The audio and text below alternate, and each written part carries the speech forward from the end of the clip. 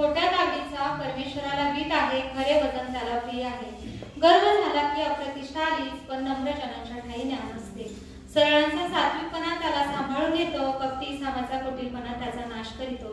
क्रोधाच्या समयी धन उपयोगी पडत नाही, पण धार्मिकता मृत्यूपासून सोडविते.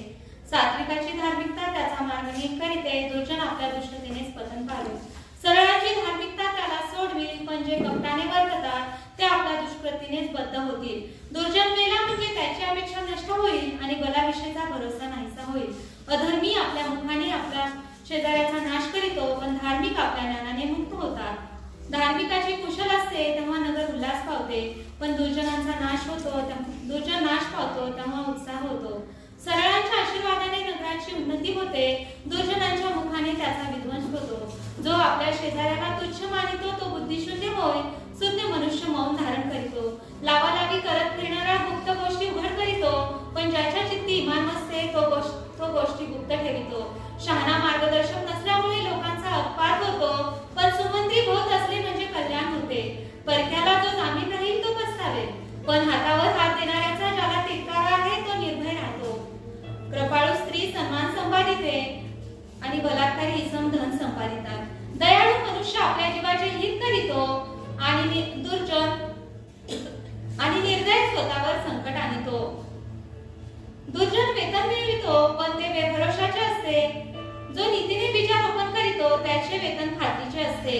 ज्याच्या ठाई अढळ नीती आहे त्याला जीवन प्राप्त होते. जो दुष्कर्माच्या मागे लागतो तो आपणावर मृत्यू मानितो.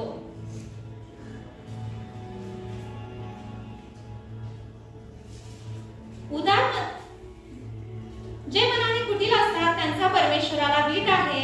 ज्यांचा मार्ग सात्विकतेचा आहे त्याबद्दल त्यास आनंद वाटतो.